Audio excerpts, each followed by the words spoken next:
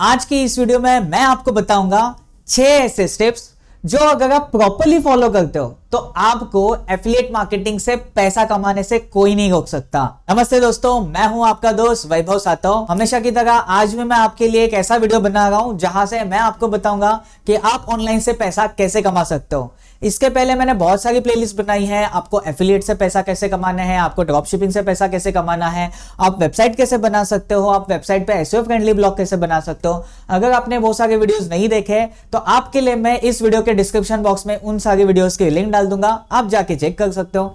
तो जो सबसे पहला स्टेप है वो है निश डिसाइड करना। निश माने कैटेगरी। जैसे कि बहुत सारी कैटेगरीज होती है, जैसे कि आप फिटनेस इंडस्ट्री में काम कर सकते हो, आप ब्यूटी प्रोडक्ट्स में काम करते हो, आप टेक्निकल रिलेटेड जो भी चीजें हैं जैसे कि मोबाइल है, कंप्यूटर्स है, बहुत सारे गैजेट्स होते हैं, इसके ऊपर आप काम कर सकते हो। लेकिन आपको एक चीज याद रखना है, आपको बस एक निश को पकड़ के आपको आगे बढ़ना है। बिकॉज ये इंपॉर्टेंट है, आपकी एक्सपर्टीज उस निश में होनी चाहिए, आपको उस निश में इंटरेस्ट होना चाहिए, आपको कंटिन्यूअस बेसिस पे उस निश के रिलेटेड कंटेंट डालने आना चाहिए, उसके ऊपर वीडियोस बनानी आनी चाहिए, उसके ऊपर बात करनी आनी चाहिए। आपको ऑथेंटिसिटी मेंटेन रखनी है बिकॉज आपकी जो ऑडियंस है वो आपको फॉलो करती है आपकी एक्सपर्टीज के वजह से।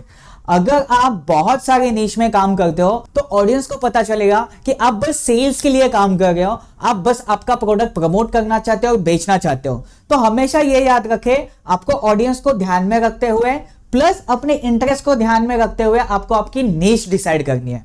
जो सेकंड स्टेप है वो है आपको एक प्रॉपर वेबसाइट बनानी पड़ेगी, एक कस्टमाइज वेबसाइट्स जो ऑलरेडी मैंने आपको सिखाई है। अगर आपने मेरा वो वीडियो नहीं देखा है जहां पे मैंने आपको सिखाया कि आप वेबसाइट कैसे बना सकते हो वर्डप्रेस में, वो भी बिना कोडिंग के, तो आपके लिए मैं डिस्क्रिप्शन बॉक्स में उसकी लिंक डाल दूंगा। अगर आपको वेबसाइट बनाना नहीं आता या फिर आप नहीं सीखना चाहते हो तो आप आपके सोशल मीडिया प्लेटफॉर्म्स यूज कर सकते हो, फेसबुक, इंस्टाग्राम, ऐसे प्लेटफॉर्म्स पे जाके रील्स बना के आप आपके एफिलिएट प्रोडक्ट को प्रमोट कर सकते हो। बस आप एक ये चीज याद रखें कि आपको आपका नीश छोड़ना नहीं है, आपको बस उसी नीश के बारे में अपने कंटेंट डालते रहना है। जो थर्ड इंपॉर्टेंट स्टेप है वो है कंसिस्टेंसी।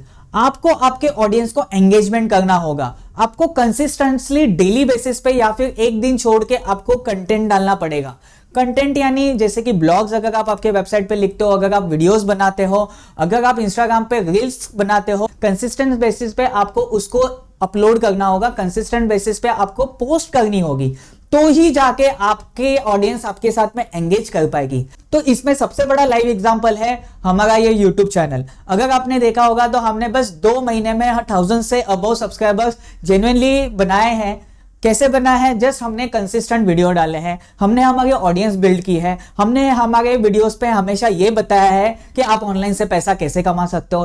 तो आपको एक नीश को पकड़ना है और उसी को आगे बढ़ना है और कंसिस्टेंटली आपके कंटेंट को डालना है, आपकी वीडियोस को डालना है। तो जो चौथा स्टेप है वो बहुत इंपॉर्टेंट है, जो है एसईओ फ्रेंडली ब्लॉग्स बनाना या फिर वीडियोस बनाना या फिर पोस्ट डालना। आपको हमेशा ये याद रखना है, जो भी कंटेंट आप आपके वेबसाइट पे या फिर कोई भी सोशल मीडिया प्लेटफॉर्म्स पे आप डालोगे, वो सारे वीडियोस या फिर कंटेंट या फिर पोस्ट सारे एसईओ फ्रेंडली होना चाहिए।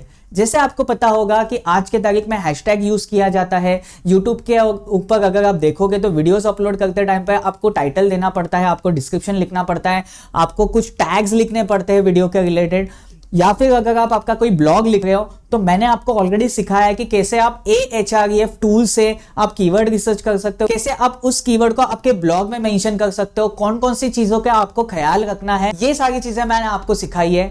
तो ये हमेशा याद रखें, जो भी कंटेंट आप पोस्ट कर रहे हो आपको उसको एसईओ फ्रेंडली बनाना पड़ेगा। भले ही आप इंस्टाग्राम पे एक्टिव हो, फेसबुक पे एक्टिव हो, यूट्यूब पे एक्टिव हो या फिर आप आपकी खुद की वेबसाइट के ऊपर ब्लॉग पोस्ट करते हो, आपको ये याद रखना है, आपको आपके कंटेंट को एसईओ फ्रेंडली बनाना होगा। इससे आपको ये बेनिफिट होगा कि अगर आपके जो व्यूअर्स है, अगर कोई गूगल पे कुछ सर्च कर रहा है या फिर यूट्यूब या फिर कोई भी सोशल मीडिया प्लेटफॉर्म पे सर्च करता है, तो आपका जो कंटेंट है वो टॉप पे दिखेगा, उससे आपका एंगेजमेंट बढ़ेगा, उससे आपकी वेबसाइट पे या फिर यूट्यूब चैनल या फिर आपके जो सोशल मीडिया प्लेटफॉर्म है उसके ऊपर आपकी ट्रैफिक बढ़ेगी, ट्रैफिक बढ़ेगी यानी सीटीआर बढ़ेगा, सीटीआर बढ़ेगा यानी एंगेजमेंट बढ़ेगा, एंगेजमेंट बढ़ेगा यानी आपका सेल्स बढ़ेगा।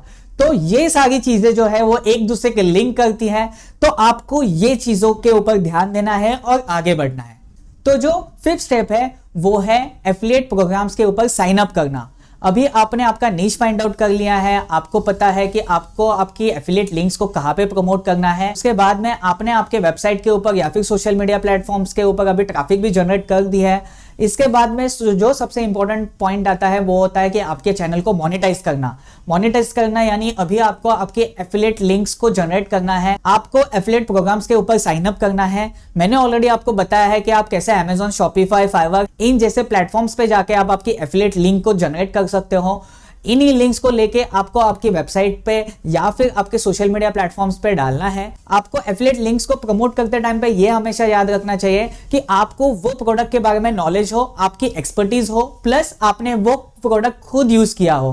बिकॉज अगर आप कोई भी गलत प्रोडक्ट आपके ऑडियंस को बताते हो तो डेफिनेटली यहाँ पे आपके ऊपर का जो ट्रस्ट ऑडियंस का है वो टूट सकता है और उसके वजह से आपका जो ट्रैफिक है वो डिक्रीज हो सकता है। अभी जो 6th एंड सबसे लास्ट स्टेप है वो है आपको इन्फ्लुएंसर फाइंड आउट करना। आपको ये देखना इंपॉर्टेंट है कि आपकी नीश में कौन कौन से और ऐसे इन्फ्लुएंसर्स हैं जो काम करते हैं। आपको कोलैबोरेशन करना होगा, आपको उनके ऑडियंस को भी टैकल करना होगा। अगर हो सके तो आपकी नीश में जो भी बाकी के इन्फ्लुएंसर काम करते हैं आपको उनके साथ में कोलैबोरेशन करना है, आपको उनके ऑडियंस को भी अपनी तरफ खींचना है।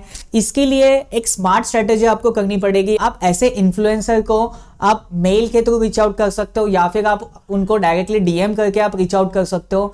जो भी मेथड आप यूज कर रहे हो आपको ये याद रखना है कि आपको उन्हीं इन्फ्लुएंसर के साथ में कोलैबोरेशन करना है जो इन्फ्लुएंसर आपकी नीश में काम करते हैं। उनकी ऑलरेडी एक ऑथेंटिसिटी, उनका ऑलरेडी एक नेटवर्क बन चुका है। इससे बेनिफिट ये होगा कि आपका जो चैनल है या फिर जो आपकी जो वेबसाइट है वो क्विकली ग्रो हो सकती है। अभी यहाँ पे कोलैबोरेशन करने के बहुत सारे टर्म्स एंड कंडीशंस होते हैं, उसके बारे में मैं डेफिनेटली अगले वीडियोस में बताऊंगा कि कैसे आप कोलैबोरेशन कर सकते हो। बोनस में मैं आपको एक स्टेप और बता देता हूं कि आपको आपकी जो एफिलिएट का जो डैशबोर्ड है, जो भी प्रोग्राम्स आपको प्रोवाइड करते हैं उसको आपको प्रॉपर्ली एनालाइज करना है। आपको ये फाइंड आउट करना है कि आपके वेबसाइट के ऊपर या फिर यूट्यूब या फिर जो भी सोशल मीडिया प्लेटफॉर्म्स है वहां पे ट्रैफिक कैसे आ रहा है, कैसे ऑडियंस आपके प्लेटफॉर्म्स पे पहुंच गए। बिकॉज अगर आप इसको सही से टैकल कर पाए तो डेफिनेटली आप उन्हीं चीज को फोकस करके हुए अपने कंटेंट को बनाओगे और अपने ट्रैफिक को बढ़ाओगे। तो दोस्तों आज के लिए बस इतना ही। जल्दी से मिलते हैं अगले वीडियो पे, तब तक के लिए जय हिंद दोस्तों।